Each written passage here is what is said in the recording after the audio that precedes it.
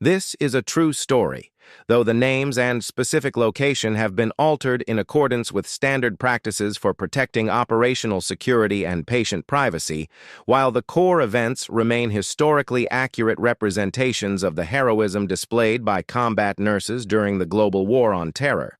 The Chinook helicopter cut through the thin, moonless sky over eastern Afghanistan, its rotors beating a steady rhythm against the frigid night air. Inside, Chief Petty Officer Sarah Jenkins, a United States Navy SEAL, sat in perfect silence, her face camouflaged, her eyes fixed on the black expanse beyond the open ramp. To her teammates, she was simply Doc, the woman who had endured the same hell week as them, who could keep pace on a 15-mile ruck march, and whose steady hands were the difference between life and death in the field. She was one of the first females to integrate into an elite special operations unit, and she had long ago stopped thinking about her gender. To the 20 men crowded in the airframe with her, she was just another operator. Their target for the night was a remote mud-brick compound in the Shock Valley, believed to be a safe house for a high-value insurgent leader. The mission was a classic capture or kill, fast, violent, and reliant on the element of surprise. As the Chinook flared and touched down in a cloud of dust, the SEALs poured out, fanning into the darkness. Sarah moved with them, her medical kit snug against her plate carrier, her carbine up. They moved up the steep, rocky slope toward the sleeping village. Here's the silence broken only by the crunch of their boots on loose stones. They were halfway up the mountain when the world exploded. From windows and crevices in the rocks above, a devastating hailstorm of PKM machine gun fire, rocket-propelled grenades, and AK-47 rounds rained down upon them. The black silence was shattered by the deafening crack of incoming fire and the high-pitched whiz of ricochets. The element of surprise was gone. They had walked into an ambush. "Contact front! Contact left!" The voices screamed over the radio net, overlapping and urgent. Sarah dove behind a large boulder as chunks of rock exploded around her. A teammate, Mike, was caught in the open, a round tearing through his thigh. He went down hard, his leg buckling beneath him, a spray of arterial blood painting the gray stones. Without a second's hesitation, Sarah broke cover. The SEALs around her laid down a base of fire, their M4s barking angrily at the ridgeline as she sprinted through the kill zone. Bullets snapped past her ears, so close she could feel the shockwave against her skin. She slid on her knees next to Mike, her hands already ripping open his pant leg. "Stay with me, Mike! Look at me!" she yelled over the din. The femoral artery was nicked. He was bleeding out. This was the moment she had trained for thousands of times. Her fingers, moving with a speed born of pure muscle memory, found the artery and clamped down, stemming the geyser of blood. She packed the wound with hemostatic gauze, applied a tourniquet high on his thigh, and cranked it until the windlass clicked. The bleeding slowed to a seeping ooze. She dragged him behind the relative cover of a rock, propped him up, and then placed his own hands on the wound. "Hold pressure! Don't you let go!" she commanded, before grabbing her carbine and returning fire, buying him precious seconds. For the next 4 hours, the battle raged. It was chaotic, a brutal close-quarters brawl against a force that outnumbered them. The SEALs fought with disciplined fury, but the enemy had the high ground and the advantage. One by one, the calls came in. "Man down! Man down!" Sarah became a blur of motion, a guardian angel traversing the mountainside under a curtain of lead. She treated a gunshot wound to the shoulder, stabilizing the joint and stopping the bleed. She patched a sucking chest wound on a young operator named Diaz, slapping an occlusive dressing over the hole in his back and watching as his lung re-inflated just enough to keep him breathing. Each time she moved, the enemy seemed to concentrate their fire on her. It was as if they knew she was the thread holding their casualties together.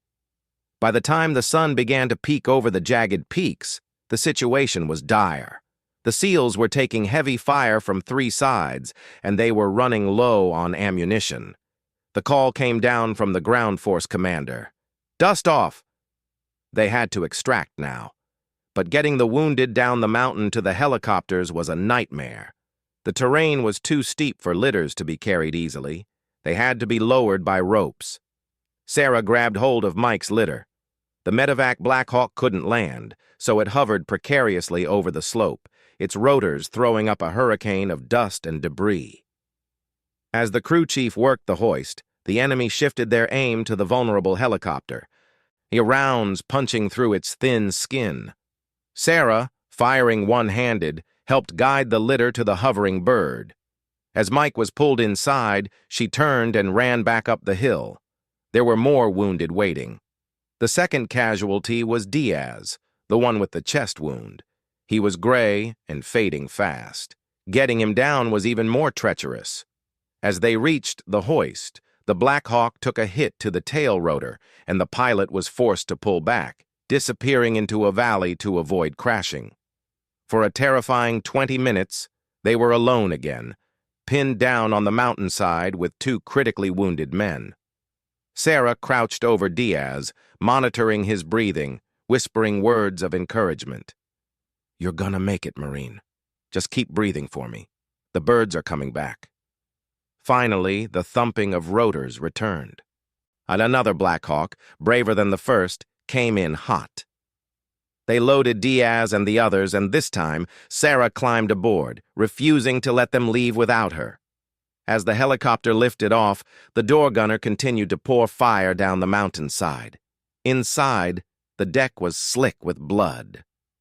Sarah moved between her patients, checking tourniquets, starting IVs, pushing morphine, her voice a calm, steady anchor in the storm of noise and vibration. The flight to the main base at Bagram was a blur of adrenaline and medical necessity. When they landed, the emergency room team was waiting. As they unloaded the stretchers, a trauma doctor took one look at the wounded, then at Sarah, who was covered in a mix of her teammates' blood, dirt, and sweat.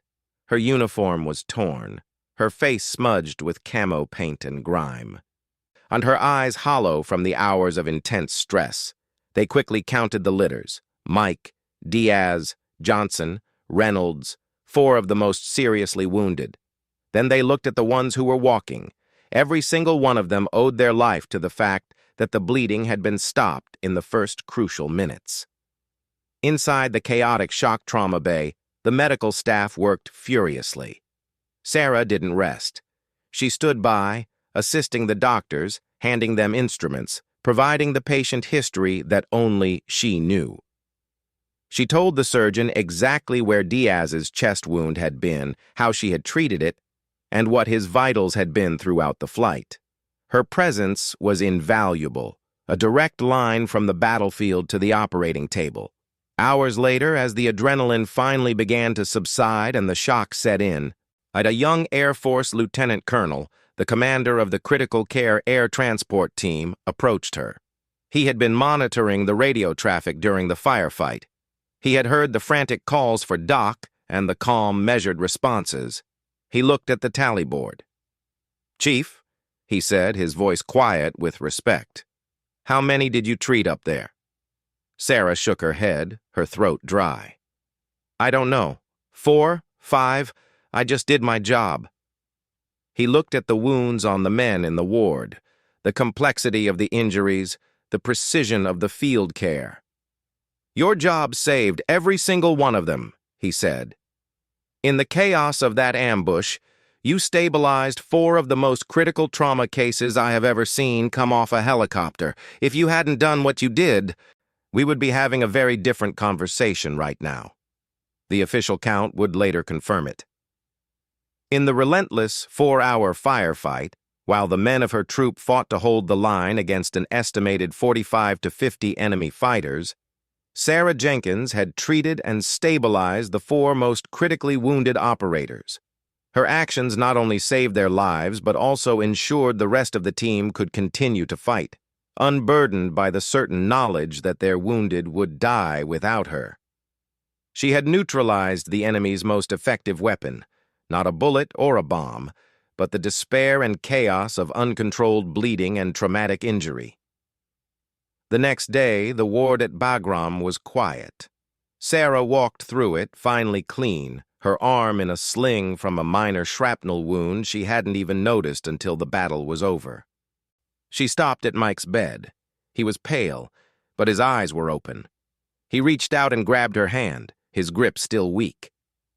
"Doc," he whispered, his voice cracking. "Thank you." She just squeezed his hand back, a single tear tracing a path through the dust still embedded in the lines of her face. In that moment, she wasn't a SEAL. She wasn't an operator. She was simply a nurse, standing guard over the men she had pulled back from the abyss. The soldiers in the ward, the tough, hardened warriors, watched her pass. They knew the story now. They knew that when the valley had turned into a kill zone, the person they needed most wasn't the one with the biggest gun, but the one with the strongest heart and the steadiest hands. They had expected the SEAL to fight, but they had never imagined she would fight a war of her own. Inside that storm of metal, and win back the lives of 45 enemies' intended victims. She was their guardian, their angel, their hero.